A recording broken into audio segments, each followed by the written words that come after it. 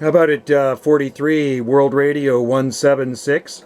43 World Radio 176. Hey, Trevor, Australia, 9 Alpha Tango, 791, waving. Hey, 9 Alpha Tango, 791. G'day, good morning there, Jake. Yeah, how's everything going over there today? How's everything in Australia? Yeah, all good down here, mate. Yeah, beautiful sunny day, starting to warm up finally today after about a week of coolish weather. So we're going for 28 degrees, I think, up here today there. It's already about 21 outside at the moment, right? Oh, that's nice, Trevor, that's nice. It's 9 degrees here, 9 degrees Celsius, so not so bad for this far north in the northern hemisphere. And it was actually not too bad out. Mostly it was kind of scattered clouds and more clouds, and it just started raining. Very light raining probably about a half hour ago, so it could be worse.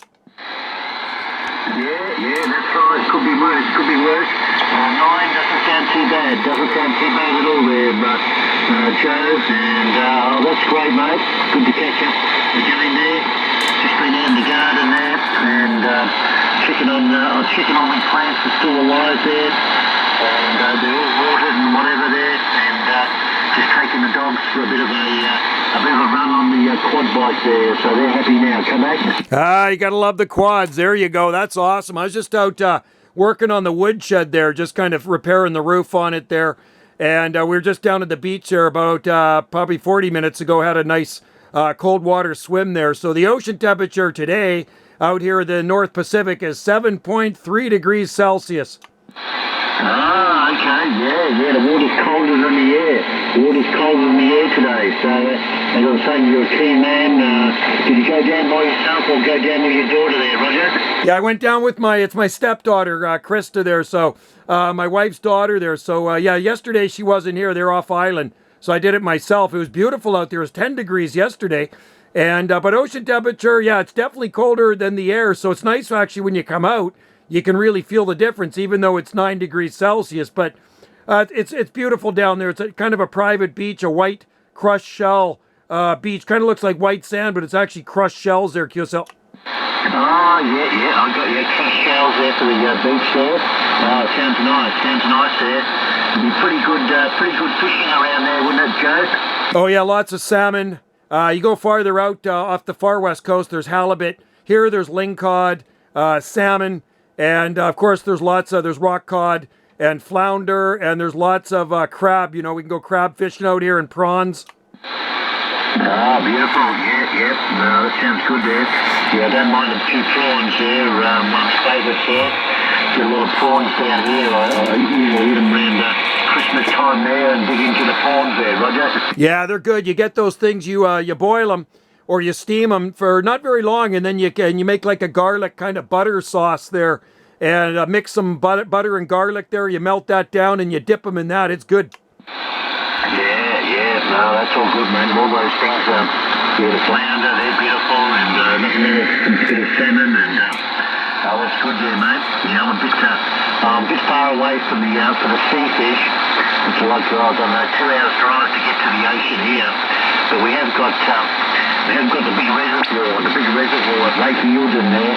There's plenty of trout, brown trout, rainbow trout, and cod, Murray cod in there, Roger. Oh, that's cool. Okay, so you guys have rainbow trout too. That's pretty neat. I didn't realize that. Yeah, we have 11 lakes here on this small island. There's 11 freshwater lakes, and they have cutthroat, rainbow, and there's bass in there too, and some steelhead there. But yeah, the rainbow trout are real good.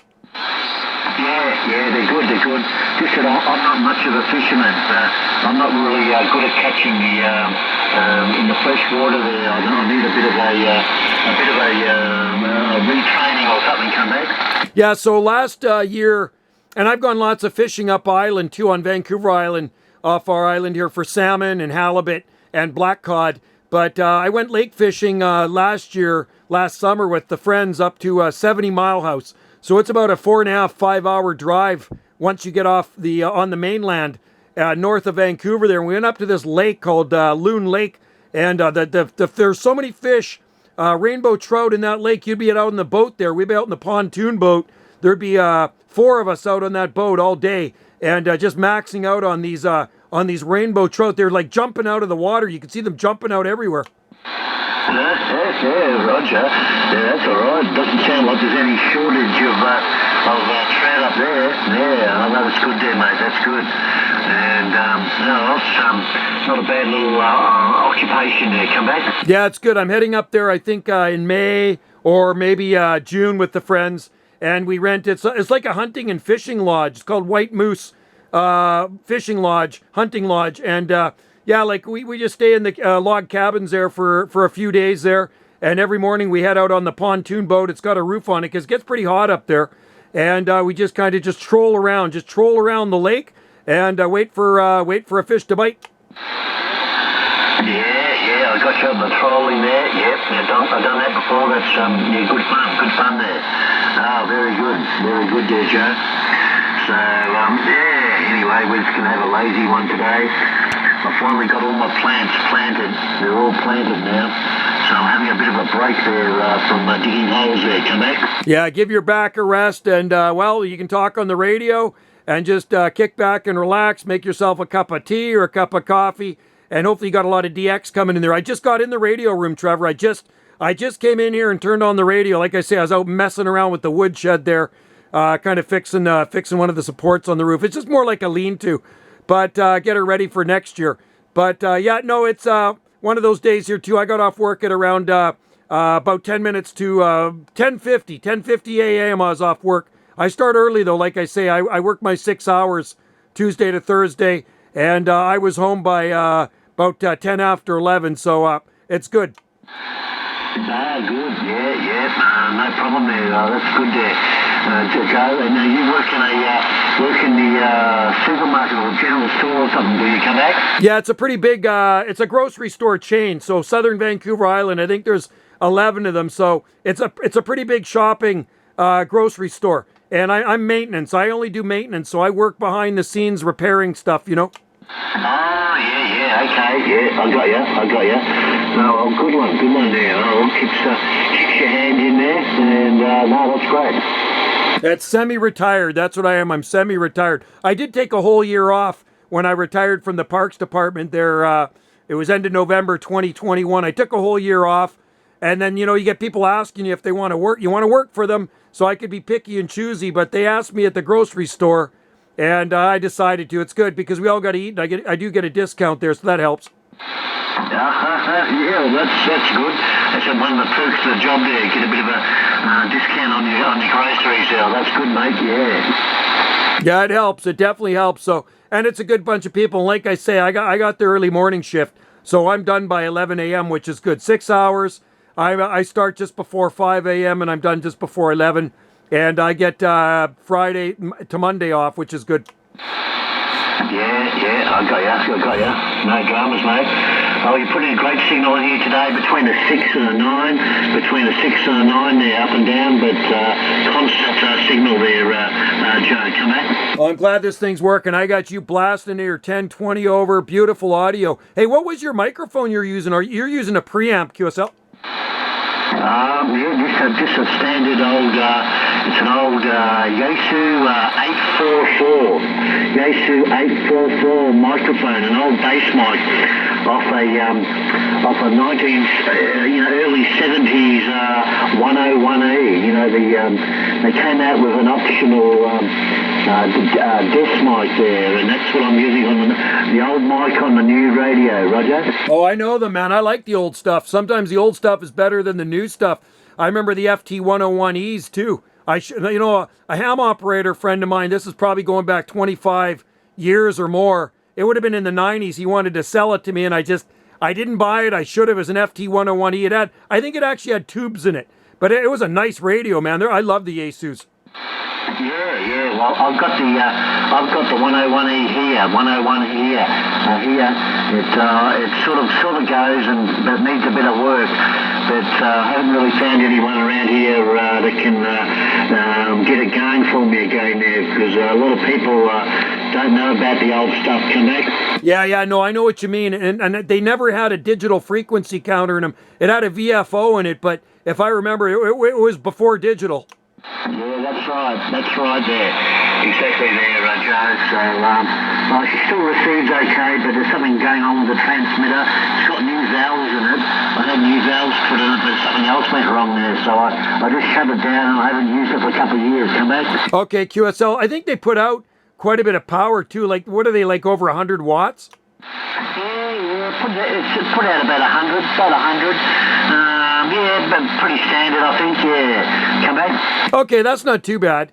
Yeah, it's funny, all the new digital stuff now, eh? You know, I have an old VFO, an old Siltronics Model 90 VFO hooked up to a TRC, realistic TRC 48. Nothing digital there, so it's kind of hard to, you know, like if I had to find you on the band, it'd be hard to tune you in if you wanted to QSY to a channel. So I do appreciate the digital, the modern age, because it sure helps when you got a QSY somewhere. Yeah, I know what you mean.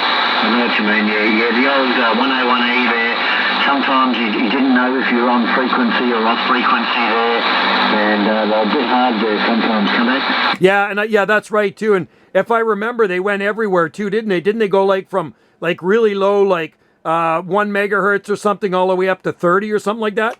Yeah, 0 to 30. So I've only ever used it on 27, but it's still sitting there. Might get around to fixing it one day when I find someone. Come on. Yeah, hopefully you'll find somebody. Like this one here, I'm running my RCI 2980WX right now, and you know, it stopped transmitting. That was last spring, or like early last spring, last year, and there's nobody around here to fix these things. I actually had to send it to a special shop that specializes in RCI, and he fixes all other radios too, but he's more of a specialist in RCI in near Los Angeles. So I actually had to take it to FedEx off island and ship it down there. I mean, it was costly, but he fixed it. It took about 3 months for him to do it, though, because he was backlogged. So he had the radio for 3 months. I got it back, I guess it was probably near mid-September last year, but it seems to be working okay. Yeah. Well, it's sounding great. There. No problem at all there on that one there, Joe. It's all working good, Roger. Yeah, and I'm using the old microphone, too. I'm using an old D104 Lollipop here, Tug 9. I got her turned down, but, you know, I still have my original D104 hooked up to my old TRC 458, and I bought that D104 in 1977 used, so it's a pretty old mic. Yeah. I used to have one of those Lollipop ones on the old Craco base. I had an old Craco 23 channel there, my first radio, and I ended up putting one in on it, Roger. I remember the Craco, yeah. I totally remember those radios back in the day. Holy smokers, that brings back memories. I still got a bunch of vintage radios here, and I still use them. I like them, man. But, I've always used these Lollipops. But the thing is with these Tug 9 D104s, you got to keep them turned down a little bit, or you pick up a lot of background noise there, QSL. Yeah, I know what you mean. Yep, they're quite noisy. Yeah, if you turn them up too much, and sounds rubbish there. But very good there, Joe. Anyway, I won't hold you up, mate. I'm going to go and do a few little things just around a bit of tidying up, a bit of housework there. So, good to catch up, mate, Roger. Yeah, you betcha, Trevor. It was good to hear you, my friend. And, hey, have a good day out there. Enjoy that balmy weather. Balmy and palmy down under. I like it, man. That's great summer weather, man. I can't wait till we're 24 degrees. Anyway, my friend, it's only a month away till spring for us. It's the 20th of February here. And on the 20th of March will be spring here in the Northern Hemisphere. But it's safe to say, I'm pretty safe to say, that winter is done here on the Gulf Islands. Rest of Canada, we can't say so much for them. They're probably still shoveling a lot of snow. Anyway, Trev, have a good one, bro. And cheers and beers. 43 World Radio 176 down under. 9 Alpha Tango 791 wave. Until next time. Good on you. Good to hear you again there, Joe. Cheers and beers, and we'll catch you again soon, mate. Bye-bye now. Yeah, thanks, Trev.